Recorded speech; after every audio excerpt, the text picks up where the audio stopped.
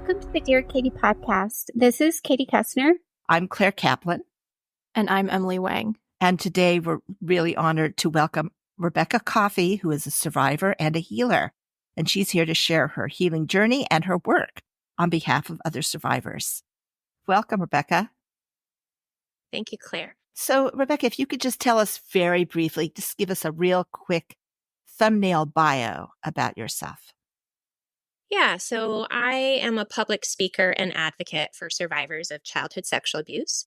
I'm an incest survivor myself, and I work as a dance therapist and a psychotherapist on one-on-one work and group work with both women and men. Thank you. That sounds like terrific work, and I'm really excited to get into more about that later. Maybe you could start out by just telling us a bit about what brings you to the podcast. Yeah, I really share Katie's mission of breaking the silence around sexual abuse of all kinds.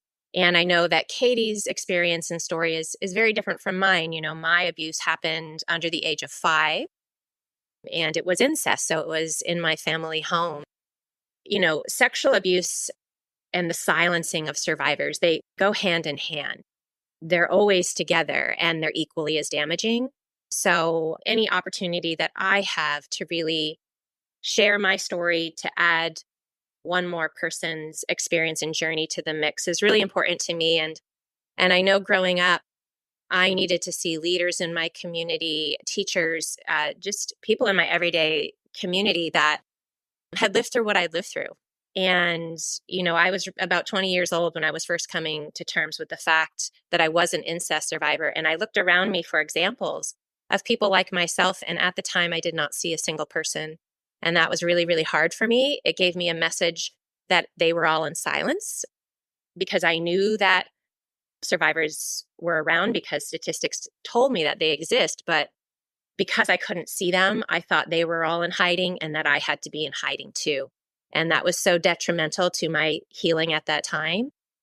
And so I really have made it a mission in my life as much as I can in my community to share my status openly and to break the shame around sharing status.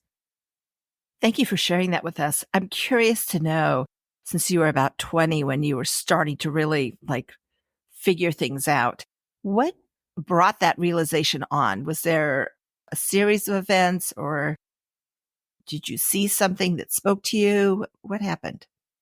Sure. Yeah, absolutely. So, you know, I had 5 abusers between my ages of 0 and 5, and 4 of my abusers were in my immediate family.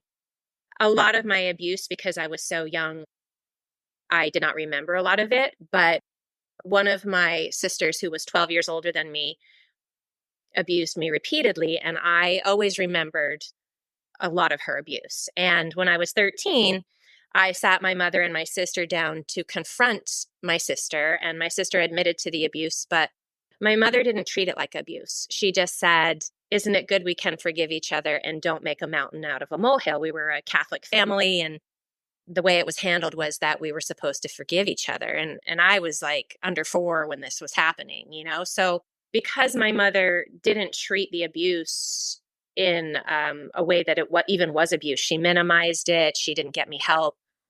It was just considered just something to forgive.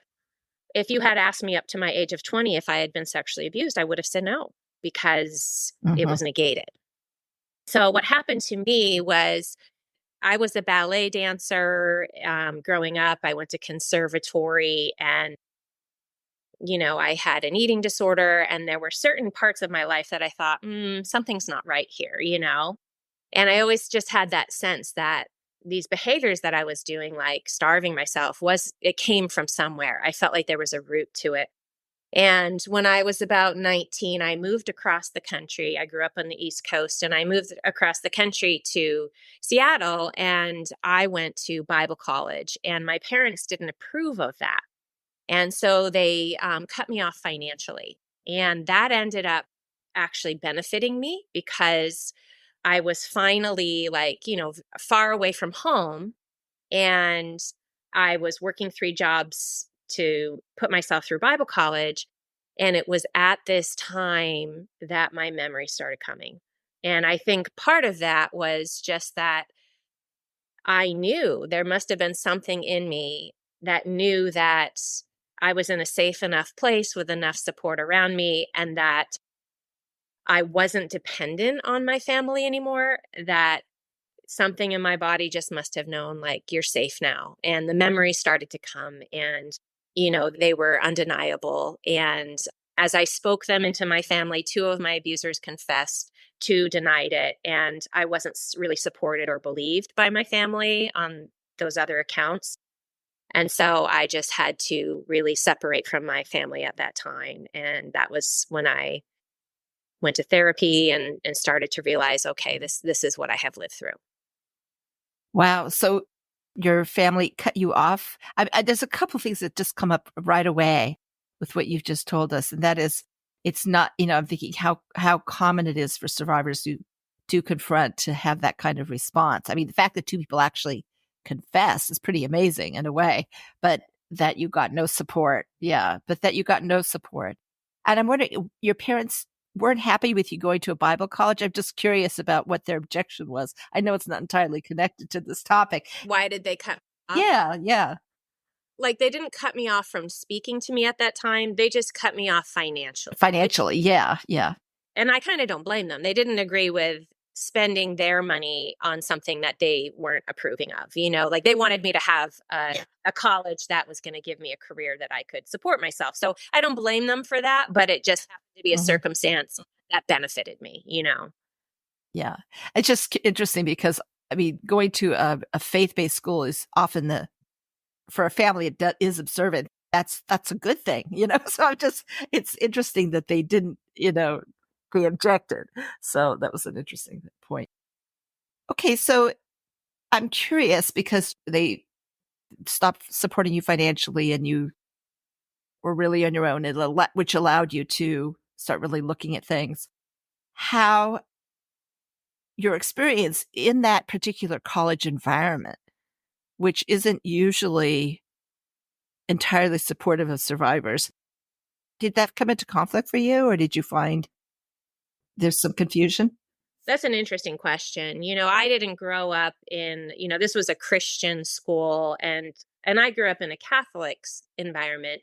So it wasn't an environment I really grew up in. And my experience of having my memories, I kept pretty private. I didn't really share.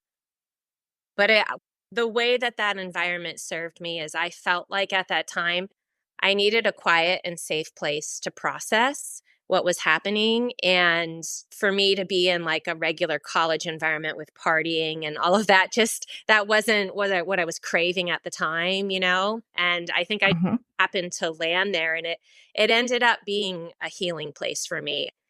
Of course, I had too many women's studies classes to be like, I'm going to be a pastor's wife, I mean, there were parts of it that, of course, I didn't jive with. But what I needed was a calm place to meditate and to go within and to really heal. And it gave me that. I'm kind of thinking back to the sort of initial confrontation that you had with your family, that sort of where you were like, hey, this person did this, this, and this to me, and you weren't believed. And to a certain extent, you were told, like, this is not a big deal. That's fine. Was that the sort of attitude around these kinds of experiences in your community at large, or was that sort of just within your family? What was the sort of broader context of that? That's interesting. So I've worked in schools for a lot of years in a variety of capacities and public schools. And, I think a lot about like kids that come through the door that are being abused in the home. And how do kids get supports that they need? And when do they speak about what's happening in the home and not? So I grew up in an affluent community and I didn't want to be removed from my home. I didn't really know that that's what would happen if I spoke out, but I certainly know that I wouldn't have wanted that. Even though I was abused within my home, there were good parts of my family, which is the complexity of incest. My abuse all happened under the age of 5, so I didn't even know growing up that some of my family members had abused me. My parents were well respected in the community. They did amazing, wonderful things. So a lot of times abusers are very complex. that a lot of times people in the community look up to them. And that was certainly the case in my situation. I did have, when I was in kindergarten, I did have a bus driver that spoke to my mother and said that I was showing signs that were concerning. And I have an interview that I have in my own video series where I talk about that event. And it was sort of made into a joke in my family that the bus driver confronted my mom and about this behavior that I had, and wasn't that so funny? And it's weird that that's how it was handled. But one thing that I always talk about when I talk about especially incest is that abuse happens in the context of relationship. It happens, it's very common that children who are abused, it's hardly ever a stranger. It's someone that the child knows, someone that the family knows, and oftentimes it's a family member. I love the movie Spotlight about the sexual abuse case in the Catholic Church in Boston.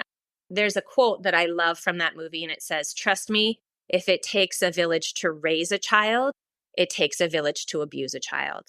And so whether we're looking at dysfunctional system of a family or of a school system or of a religious community or of a society, everyone plays a part to protect the perpetrator. And there are a lot of people Right. that go Mm-hmm. into allowing this abuse to happen.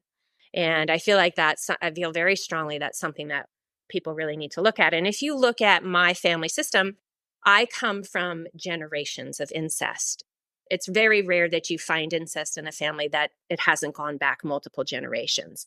And one of the reasons for that is if people don't deal with their own abuse, they can't see that it's happening to others, like their own children, and there's a lot of repetition that happens. And so for sure, I grew up in a family where there are certain roles that people play, and they're keeping everything running. They're keeping this abusive system running.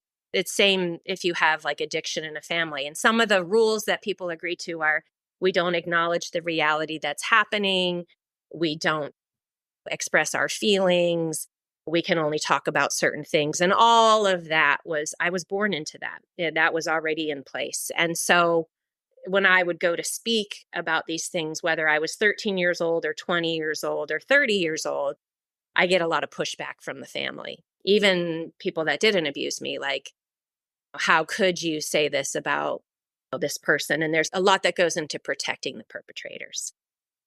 And the complexity of that, especially for incest, when you've been abused by a mother, father, or someone you love as a child or someone you're dependent upon, unraveling that is really hard. I know for myself, I had like a decade where I did not contact my family. And as later in life, as I thought about my mother passing or, different things happening, that I also had another truth in me that needed to speak to them, that needed to express the feeling of love that I still had for people in my family, and also the extreme sense of loss and grief that survivors go through, often alone, often unacknowledged. And also, I think that's so true. And also, what a person may feel about someone, they may love that person. It's hard for someone to understand that you can love someone who is also a perpetrator, because no one is wholly evil. Everyone has, right? That's what makes it possible to be an abuser, to have parts of you that are not evil. I agree. I also feel that enablers should be held accountable, that if a parent knows that a child is being abused in a family, that they should be held just as accountable as the abuser. I think it's really incredible that that bus driver was actually able to see something and say something that, this person was able to identify that something was going on. I guess it's unfortunate that it was kind of swept under the rug and laughed at by your family, but the fact that someone there did see something. But it also really does speak to this idea that it is never one person doing something horrible. That's not how abuse happens. It is an entire group or community of people who are willing to say that, oh, that's not a big deal, that's normal, or just to look up the other way. I think back to a lot of conversations that I've had with people about like how violence happens. And it's very often like, you need to be afraid of that person, never sort of these conversations about how we as a group or we as a community can support each other and really say like, oh, this is what enables that kind of thing to happen. That's a whole nother Pandora's box to open. Yes. So let me ask you another question. And you mentioned that your mother talked about forgiveness, and that is a value, especially, I would say, held in particular within people who are within the Christian faith. Forgiveness is okay, but it's not the primary thing in other faiths. And I'm curious what you think about all of that, and if you've had conversations with people about that particular notion. About the idea of forgiveness. Forgiveness, yeah, especially forgiveness before there's been accountability. As a trauma-informed therapist, I know and I teach others that demanding forgiveness of someone is actually another form of abuse. Like that is damaging and it's harmful. And forgiveness is an inside job. It's something like, how would anyone ever know what that looks like or how that happens? And a lot of times demanding forgiveness, just forgive and forget, just move on, is demanded by someone who wants to shove it under the rug or doesn't want to deal with things or process things. And so that's such a triggering word for survivors. Absolutely. And that doesn't mean that there isn't a process of making peace within yourself, whatever that looks like. But demanding forgiveness of a survivor, putting that upon them, I think is just not educated and not informed as far as when you're working with people who have lived through trauma. Thank you for discussing that. I really appreciate it. So perhaps would you be willing to, first of all, tell us how you ended up, what your journey was from rediscovering your experiences and then becoming a therapist, and dance, and what role did dance play in all of that? Yeah, so my business is called Brave Dancing, and I'm working on my memoir, and that is also titled Brave Dancing. And dance has been a lifeline to me. Dance and I've always, since I was little, I had a rich inner sort of spiritual life. And when I was little and living in an abusive home, when I would dance, I would feel not alone. That is the place where I felt everything was going to be okay and that there was much more than this experience that I was living through. So dance has been a thread in my life. I also was on stage from a young age. My family was all in the performing arts. And that really served me because what we know about people who have been sexually abused is that being in the body is a hard place to be. And so the stage and dance kept me in my body. So, for example, as a child, I wasn't allowed to say my truth in my everyday life, but I had a lot of anger and I had a lot of rage. And I could get on stage and I could be a lion and I could move that through my body, And what we know about somatic experiencing and processing trauma as it lives in the body and memory in the body, that moving that energy and feeling into your body is so important for a means of healing. So as I grew up, I did dance ballet, and I lived away from home. I went to a ballet conservatory, and a lot of the ballet world for me was also a form of really playing out self-abuse because I was abused and I didn't have a place to put it. I didn't have the ability to say this person did this to me. A lot of my internal dialogue was, I'm gross. I am, I hate my body. If I could make myself better, if I could perfect myself, I would be lovable. So I had a lot of that dialogue going on, and that showed up a lot in the performance world of ballet, which also has a lot of dysfunction in it. And so I was going to ask about that, especially with eating disorders. Right. So I matched it perfectly. It was a perfect match for me. And it was a way to play out sort of this feeling of self-harm. But I did also just have this incredible sense of like, I was about 17 years old, and I just had this sense that the way I was living my life was not who I really was, that starving myself and telling people I was eating when I wasn't who I really was. And it was at that time that I felt really disconnected from myself. And I remember being told that if I didn't continue to lose weight, I wouldn't get certain parts. And I remember making a choice to eat. And it was the first self-loving act that I ever did. And I'm so proud of myself when I look back at that little 17-year-old and I think what, all I was going through, and the fact that she chose to eat, that was a spiritual act and it was an act of self-love. I'm so proud of her for that. And I think from that moment, I started to move myself toward healing. And so that path, I remember knowing the performance world was sort of empty for me. And that was when I was looking for spiritual things. I moved across the country. I went to Bible college. But the thread of dance still stuck with me. And I was doing worship dance and I was dancing my prayers. That was always like a personal practice that I had. And, I went to college, I became an English teacher. And then when I started teaching in public schools, I taught in performing arts high schools. And when I was in college, I started this student group called Healing Through Dance. And it's before I knew what dance therapy was. But I knew that if I could heal through things like writing, that you could also heal through dance.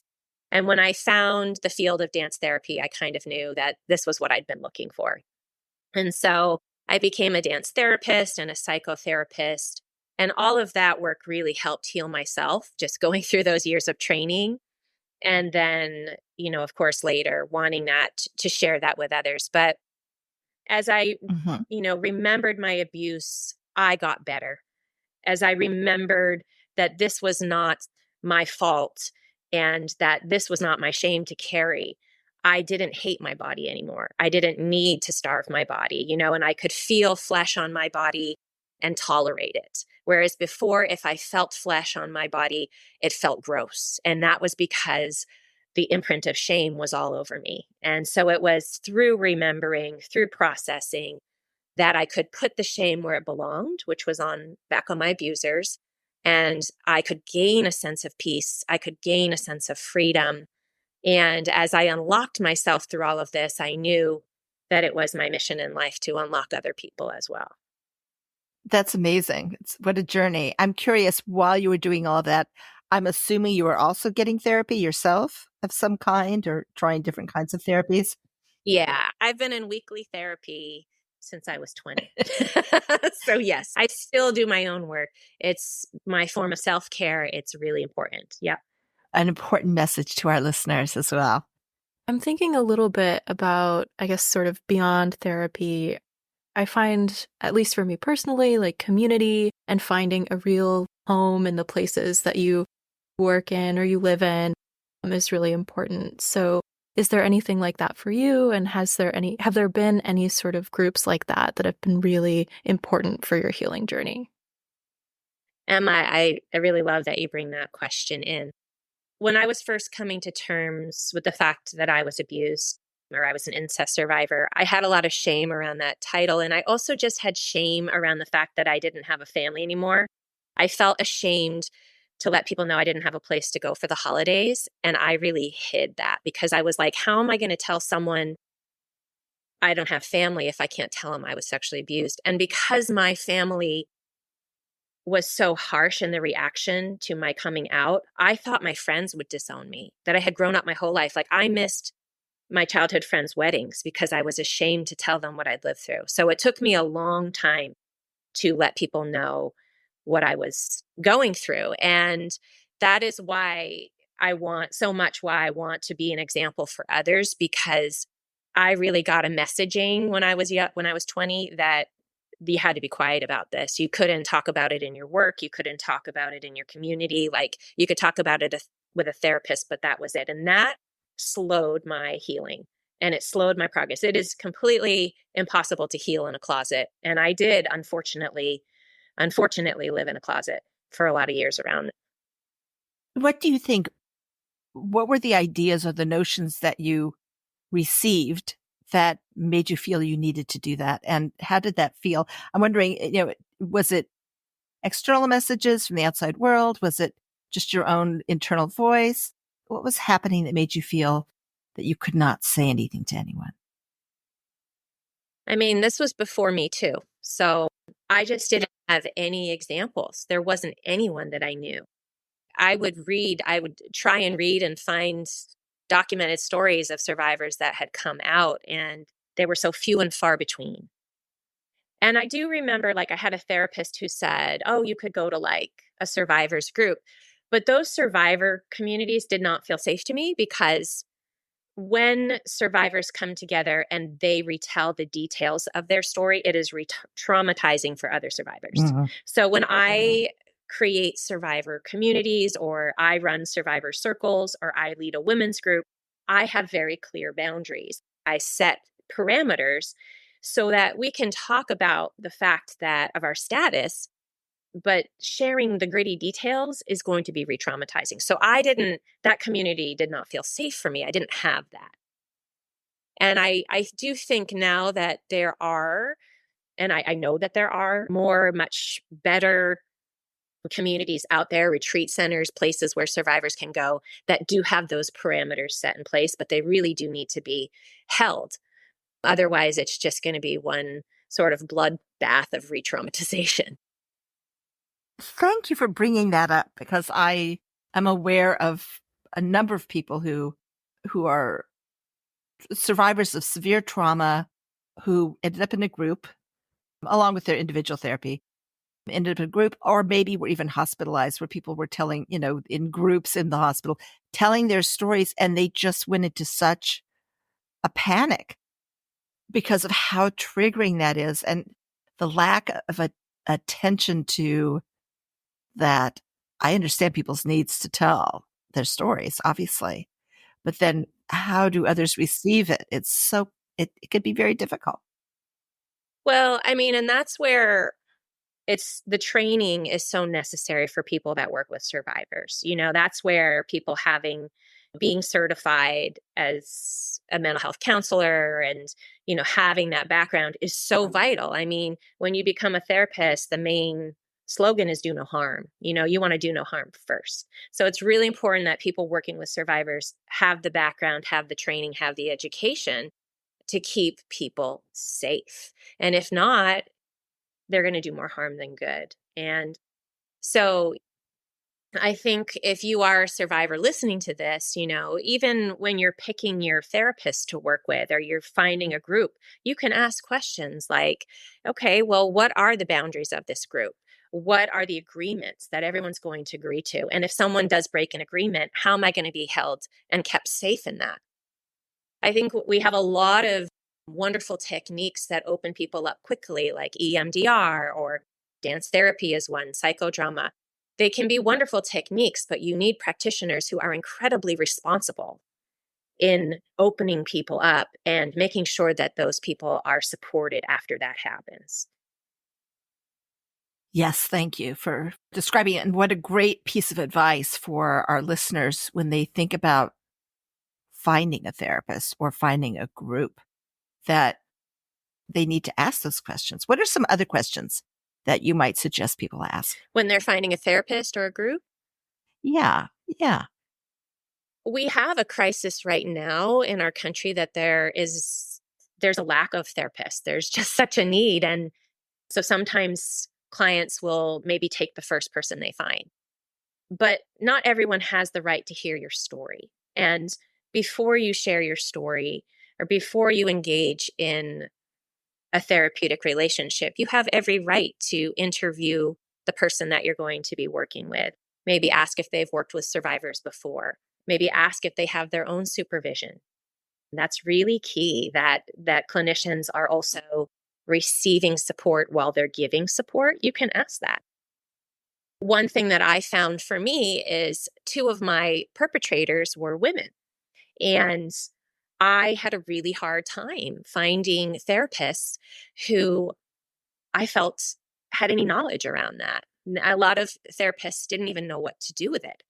And I have had some wonderful clinicians and therapists and coaches that I have worked with and still work with who acknowledge their limitations, And I think it's really healthy when a clinician acknowledges, hey, I've never worked with someone dealing with this before, but I'm going to go get some research, do some research on it, and I'm going to check with my supervisor and see how I can best support you in this. When a clinician says to me, yeah, I've never dealt with someone who has been abused by a mother or a sister or something like that, and acknowledge what they're bumping up against in themselves, that is more validating for a client than someone trying to pretend that they do. For the listener, you can interview someone, and that person should, on a body level, check in with your own body, your own heart, your own mind. Do you feel safe? Do you feel safe with that person? Or is that person able to be present with you? I have a great respect and such gratitude for clinicians who can hear the details. And survivors do need to share the details in one-on-one setting. And so clinicians that can hear that, I have such great respect for them. But there's also, when you're telling the details, that might be really hard for a clinician. And it's just a reality of what happens. And so just making sure as you're in the therapeutic process, check in with yourself. Do you feel mirrored? Do you feel safe? Do you feel listened to?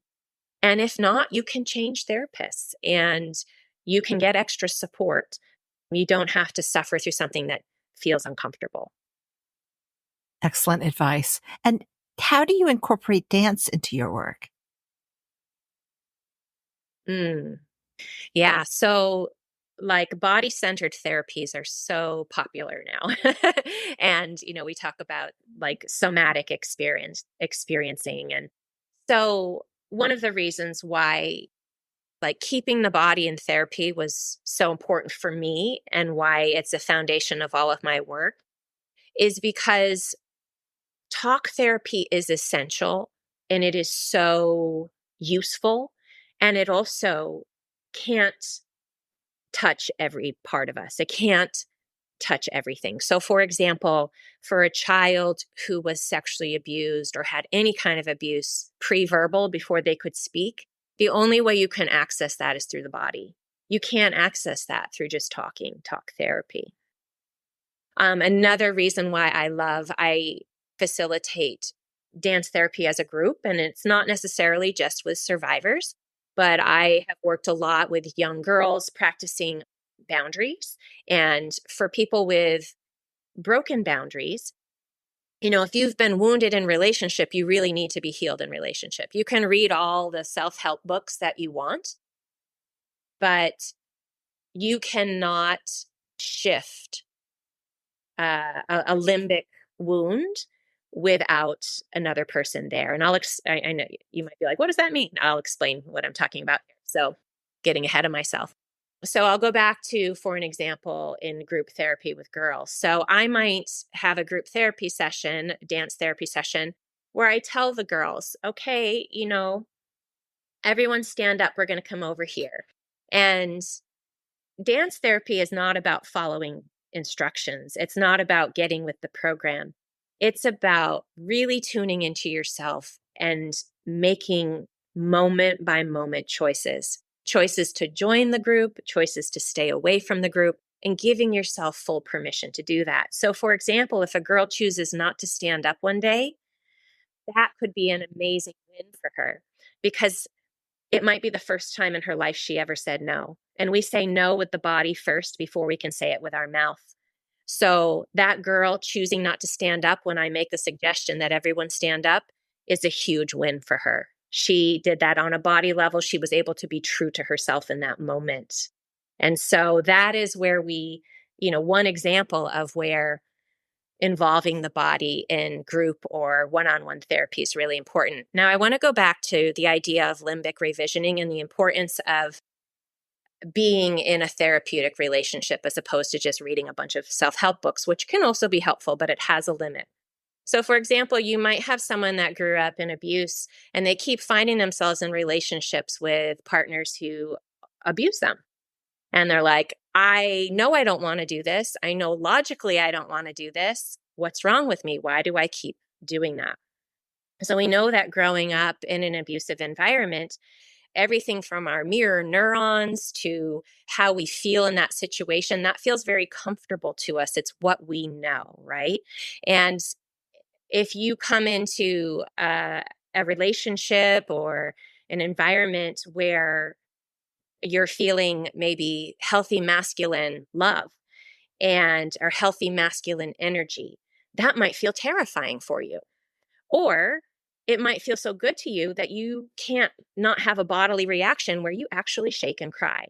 And I can say for myself, as I've healed through my life, when I have come up against safe masculine energy, I have literally had experiences where I shake and cry, and that can be embarrassing. So throughout my life, I've sometimes avoided safe masculine relationships, whether it was a father figure or a friend or a romantic partner, because I didn't want to cry. I felt embarrassed. I couldn't tolerate it, right?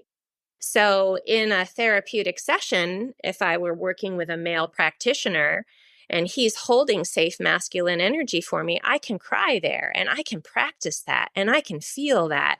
What would in my everyday life seem completely intolerable. And so, what he's doing for me, the clinician is doing for me, is holding that pull of energy so that I can rewrite what my nervous system can tolerate. And then I can go out into the real world and have healthier relationships. That's incredible advice. I've definitely experienced, I think, some of what you're talking about, where you kind of learn the first, the first round, the first set of relationships that you ever have. Like, oh, I'm supposed to feel shame. I'm supposed to feel guilt. Someone who loves me makes me feel bad. And then to kind of interact with people who don't treat you like that, who don't make you feel that way. You kind of take a pause and you're like, oh, that's so foreign to me that it's almost terrifying. That's definitely an incredible, I think, thing to really internalize as you're going through that healing process, that sometimes things that are really good for you are going to feel really different and really scary because they don't mirror those same patterns that you're so used to. I guess as you're thinking about your own journey, what aspects of that process like really helped you sort of think about yourself and your relationships with other people and really rewrite those narratives? I think for me, group therapy, I had addiction in my family as well. So I definitely partook in adult child of alcohol. Also, I did a lot of work in codependency groups. So that mirroring was really helpful because I would see myself in other people like that.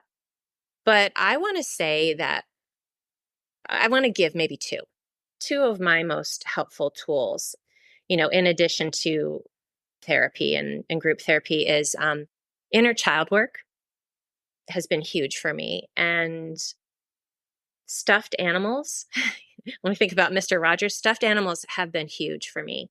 I was abused so young. So checking in with my inner child, especially as I'm navigating different relationships in life and opportunities to abandon myself, having a stuffed animal that I look at has been really helpful to me because when I look in the stuffed animal's face, I check in and I have this bear that I've had for many years. And when he's not happy, I know I'm going the wrong direction, Some people might think That's awesome.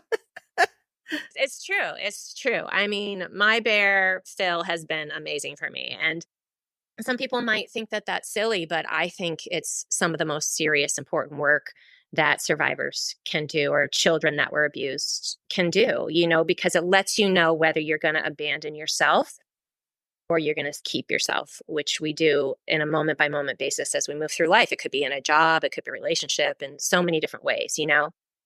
The other piece that I just want to bring up as a really useful tool for me is nature. I was really lucky to grow up on a private beach and in a beautiful neighborhood, and animals and nature, like for me growing up, the interior of my house was not safe.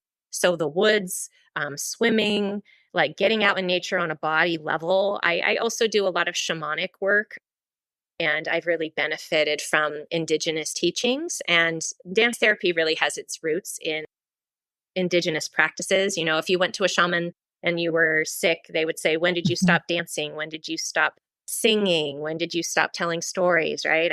And these really ancient practices that really connect us and ground us into the earth and remind us that we're connected to all things, that we're not alone, has just been so soothing to my nervous system. And I know for survivors listening to this, you know, the practices of just getting your feet on the earth, laying on the ground, getting out into nature can be immensely helpful. Thank you so much for all that and some great advice for survivors. If you're not a survivor yourself and you're listening to this, to share with someone you know. Is there any last bit that you would like to share, Rebecca, before we close out? Yeah. Whenever I have an opportunity to speak to survivors, I always like to look at them in the face and speak to them from the heart and just say, I believe you. I have always believed you. I believe you completely. And I believe you wholly. And so whoever's listening to this, I'm just going to say it again. I believe you. I've always believed you. I believe you completely. I believe you wholly. That's beautiful. Thank you. Emily, do you have any last comments or questions? No, I guess just to echo, we are all here for each other. We all are all here to support each other and listen to each other and believe each other. So I guess find a friend and hug them today. I feel like that's a very, very comforting sentiment for today. Beautiful. And I just want to add at the end that if I do have a lot of resources for survivors. I recently have just put out a video series for survivors. So if anyone listening to this and wants to connect with any of my work, they can reach me at bravedancing.com. And my name again is Rebecca Coffey. Thank you, Rebecca. And we will definitely put that information on when we drop the podcast, we will put that in there so people can access that as well. So thank you. Well, thank you again. And thank you to our listeners for listening today and bearing witness, and to all our volunteers who make this podcast possible, because we certainly couldn't do it without all of you. And if you have additional questions or need some other information or resources, you can visit takebackthenight.org. And we also have access there, information on how to contact, in addition to the resources, our legal support hotline. So definitely take advantage of that if you need it. So thank you all for joining us. And thank you again, Rebecca. This was a wonderful conversation. Thank you for joining another episode of the Dear Katie podcast. We look forward to welcoming all of our survivors, supporters for another episode in the coming week. Please continue to take good care of yourself. Together, we will shatter the silence and end the violence.